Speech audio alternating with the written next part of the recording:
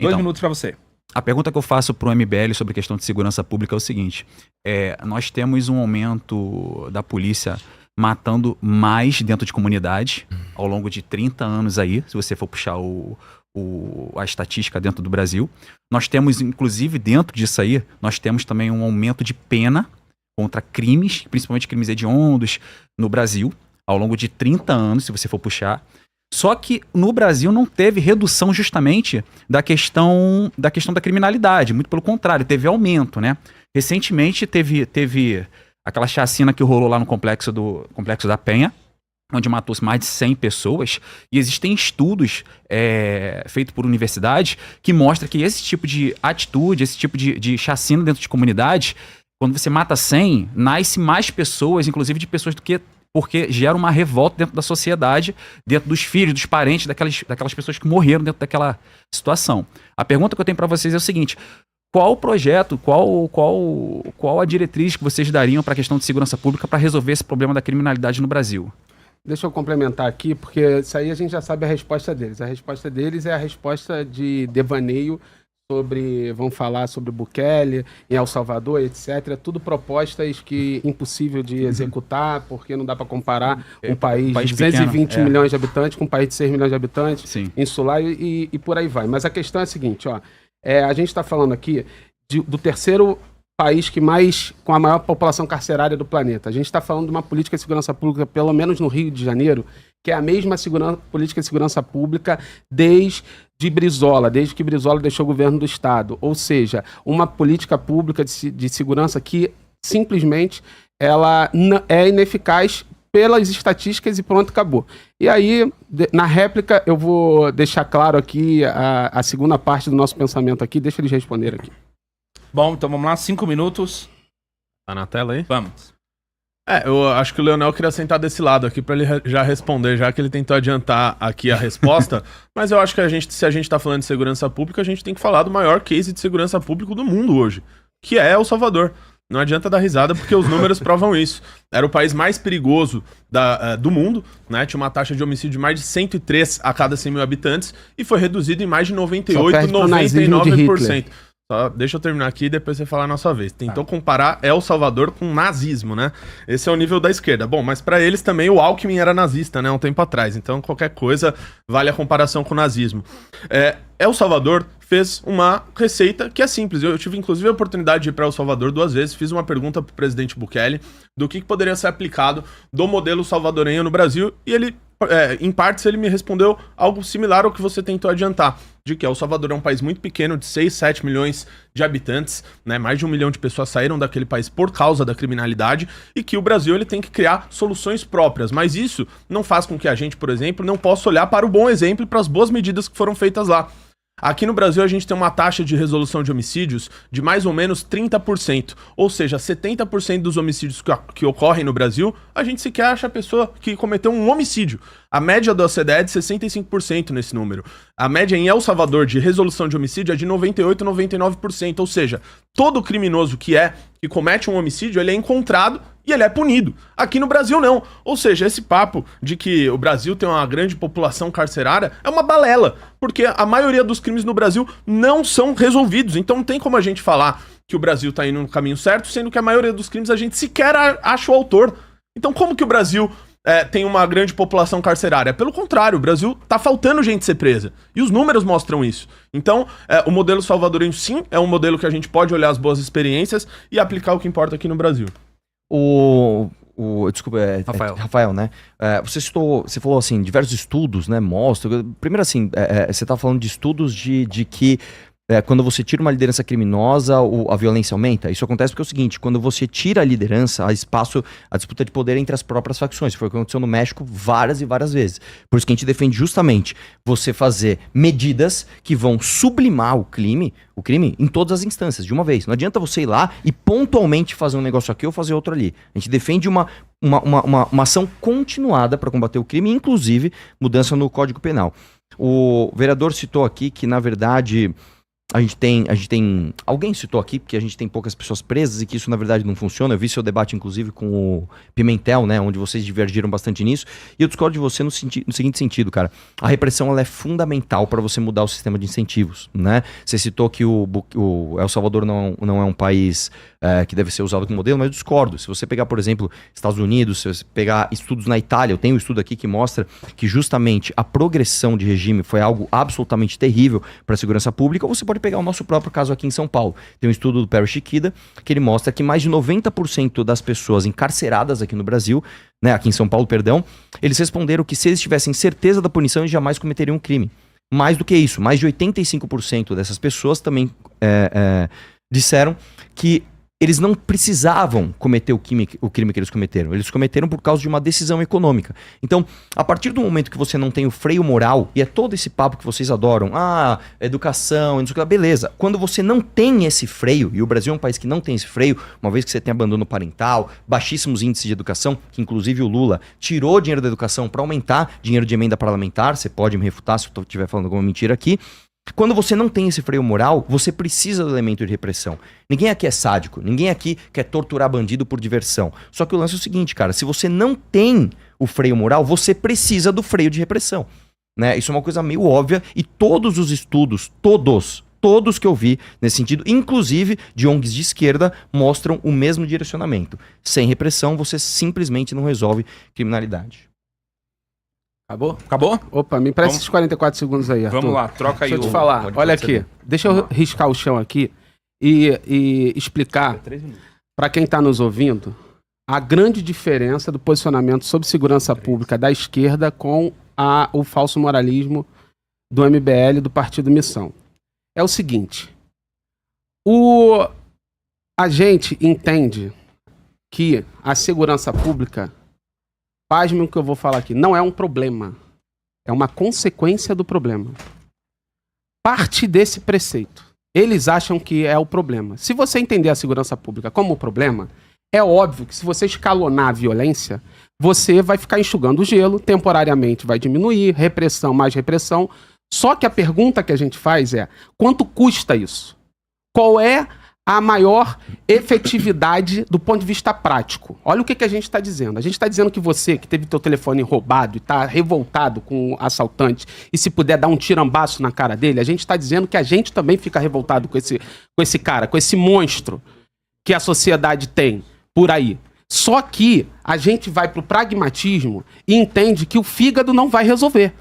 Bota mais armas na rua, não vai resolver. A gente tem 1,5 milhão de armas CACs na rua, aumentou a criminalidade com armas CACs e, de 2019 para cá, aumentaram em mais de 1 milhão em armas na rua e isso não diminuiu os índices de violência. E aí, você chega no Rio de Janeiro, e aqui em São Paulo deve ser parecido, eu não tenho os dados de São Paulo, mas no Rio de Janeiro é assim, e aqui deve ser parecido, que com um gasto do governo estadual de 20 bilhões de reais em segurança pública, enquanto que na educação a gente gasta 10, metade. Enquanto que na saúde a gente gasta 12. Enquanto que na assistência social a gente gasta 1,5 bilhão. Esse sistema não vai dar certo nunca. Sabe por quê? Porque se você for num país seguro, desculpa, o primo, que acabei tomando o tempo todo, mas assim, se você for num país seguro, você vai perceber que não foi nessa lógica de guerra que eles chegaram naquele nível de segurança. Ou seja, não existe solução a curto prazo. A curto prazo, o mais eficiente, depois eu vou falar sobre a guerra no Complexo da Penha, vou trazer dados aqui e vou provar que aquela operação foi absurda, não resolveu em nada, só piorou, só gastou dinheiro público e aumentou a violência no Rio de Janeiro. Quer complementar com 30 segundos aí? Qual país é exemplo? Sim, inclusive El Salvador teve prisão em massa, né? Nós nem temos presídio para suportar o que vocês estão propondo. Qual foi o governo que mais fez? Quanto que custa isso? Rapidinho, qual foi o governo que custa teu projeto? Quanto que tá no meu tempo, a gente pode... Não, mas beleza, depois tu responde isso aí. Leonel, quanto é que custa o projeto de El Salvador para para aprisionar inocente, para infringir os direitos humanos, quanto que vai custar um negócio desse no Brasil em escala brasileira, sem dados fictícios, dados que... Enfim, acabou aí, desculpa. Pode ir. Vai lá, pode ir. Vamos lá. Ele ficou aqui perguntando o tempo inteiro quanto é que custa, né, pra fazer isso. Quanto que custa pra fazer isso? 550 milhões de 550 milhões de reais foi o que foi gasto pra fazer o CECOT, o Centro de Confinamento do Terrorismo em El Salvador, que prendeu mais de 40 mil vagabundos faccionados. Só uma complementação, tá? O Lula aumentou agora para 60 bilhões de reais. 60 bilhões de reais por ano, tá? O valor de emendas parlamentares. Mais do que isso, tá? Se não há presídio suficiente, eu concordo com isso, que se construa mais. Eu defendo que se construam mais presídios e que coloquem mais vagabundos na cadeia. A sociedade vai agradecer, eu não tenho dúvida nenhuma disso. E sobre o custo de El Salvador, ô Leonel, que você perguntou quanto custa, etc. El Salvador colocou vagabundo pra trabalhar. Lá tem um programa que chama Ócio Zero. Vagabundo, criminoso, de menor potencial ofensivo, esse tem o direito até de ser ressocializado. Ele vai lá e trabalha a favor do Estado para ele poder devolver à sociedade aquilo que ele roubou de outra pessoa. Então as pessoas passaram a trabalhar, limpar ruas, praias, a fazer equipamentos dentro da prisão, e aquilo fez com que o sistema de El Salvador, carcerário, se tornasse autossustentável, porque o próprio preso, ele banca a sua estadia na cadeia. Inclusive El Salvador tá vendendo vaga de presídio para outros países, vendeu para os Estados Unidos. Ou seja, é um sistema autossustentável. Essa desculpinha que você deu aqui de, mas quanto custa, né? Pode ser caro. O que é caro é o custo da criminalidade no Brasil, de você roubar, de você tirar algo das outras pessoas e de você fazer com que o país, você tenha que gastar coisas como, por exemplo, com blindagem de carro, com grade, com um monte de coisa que não faz sentido. Aqui em São Paulo tem gente que anda com o celular do bandido. Esse é o custo da criminalidade. Então, aqui a decisão é muito simples. Eu prefiro que se invista mais em segurança pública, que se gaste mais em segurança pública, porque a gente vive um estado de guerra. 25% do nosso território tá dominado pelas facções criminosas. Ô, Leonel, só pra terminar aqui, cara, quando você vier debater com a gente, não adianta se apegar em jargão, né? O grande jargão da esquerda é falar que é o seguinte: não, existe uma dicotomia que ou você investe em educação ou você investe em segurança. Isso não é verdade, né? Mesmo porque, se a gente for ouvir o próprio presidente que se apoia, ele está investindo menos em educação e mais em emenda parlamentar. O Lula está literalmente tirando o dinheiro das escolas para dar para deputado do Centrão pintar quadra. Isso não é minha opinião, cara. Isso é factual. Tá? Esse é o primeiro ponto. Ele não tem outra opção. Quem aprova é o Congresso, você sabe disso, cara. Tadinho dele. Ele não tinha como, Quem pessoal. É que tá freando as emendas parlamentares? Não, Dino. O Partido dos Trabalhadores é contra as emendas parlamentares, pessoal, cara. Eles são contra e aumentaram.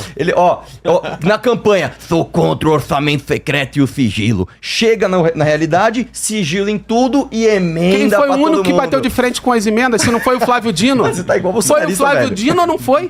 Então, peraí. O Flávio Dino ou não foi? Fala isso agora. Não adianta rir, filho. Foi o Flávio Dino ou não foi?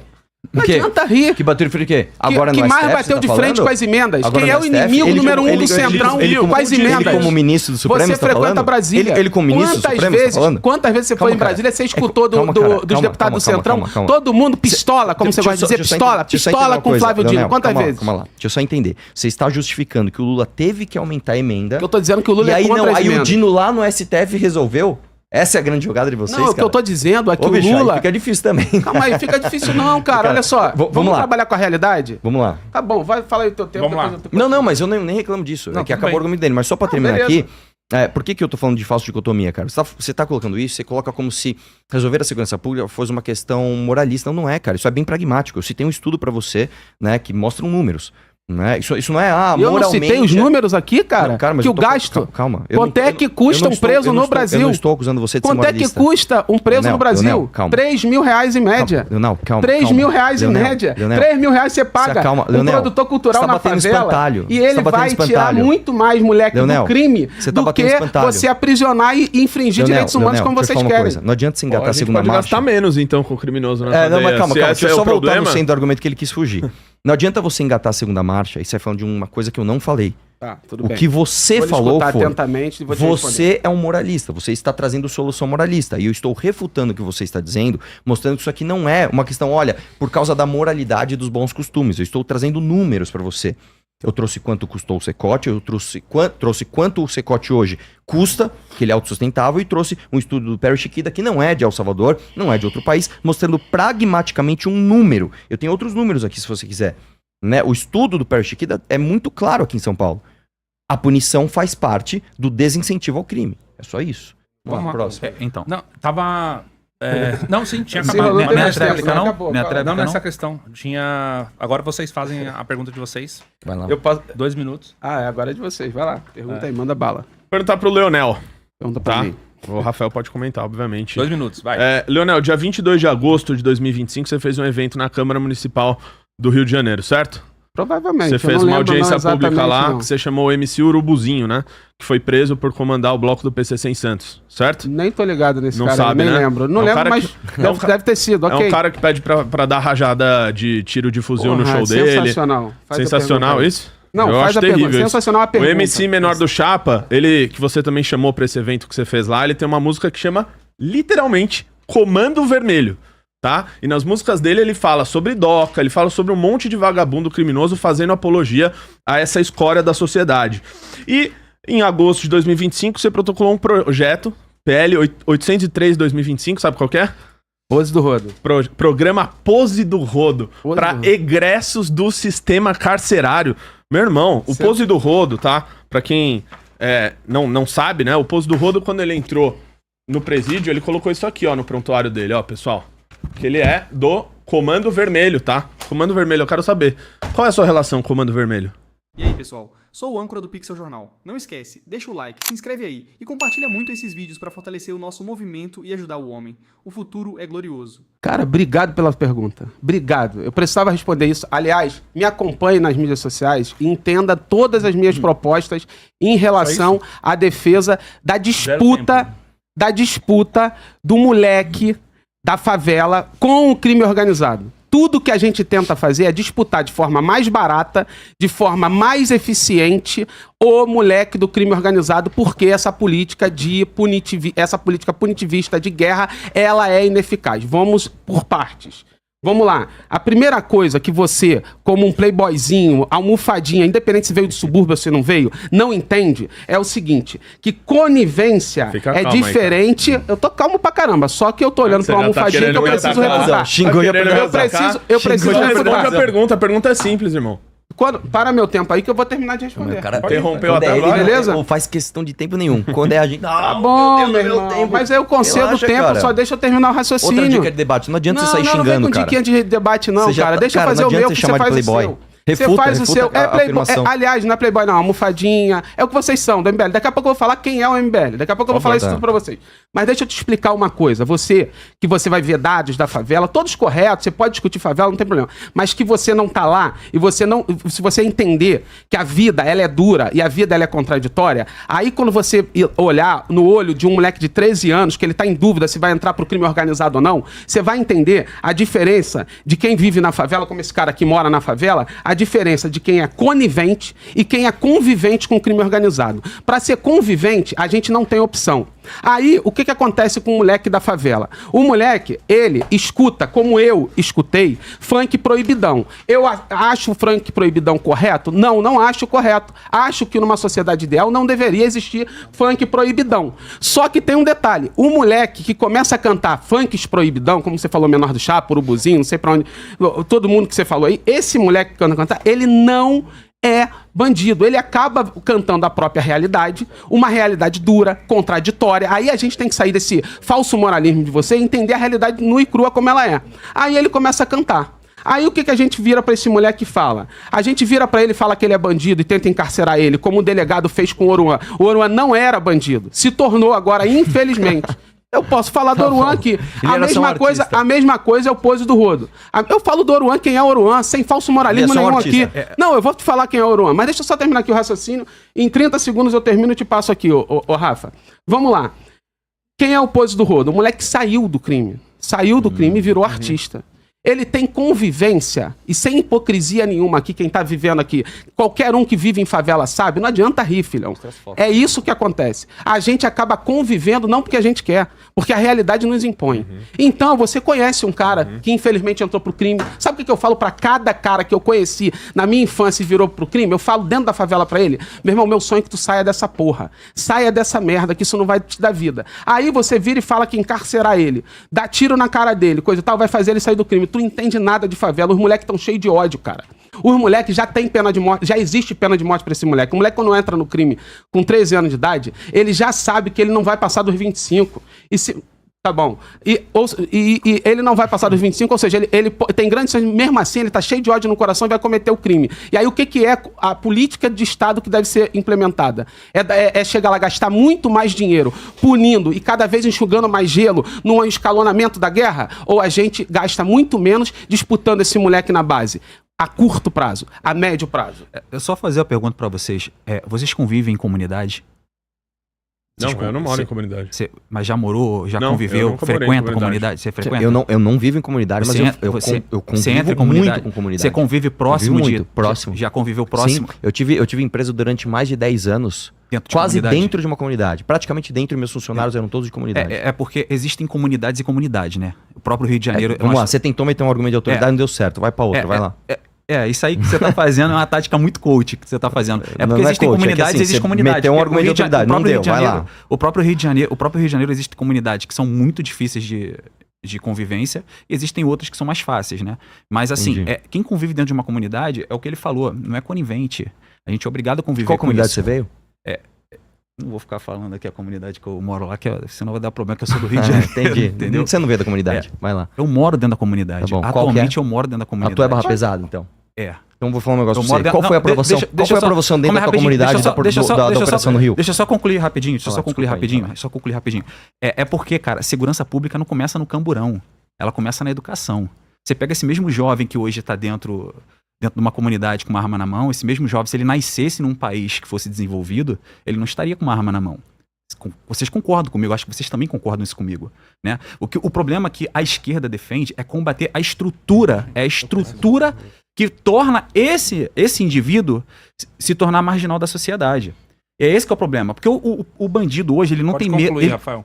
O bandido hoje, ele não tem medo de aumentar a pena, ele tem medo de ser pego. E, inclusive, no Brasil, infelizmente, a lei da impunidade funciona.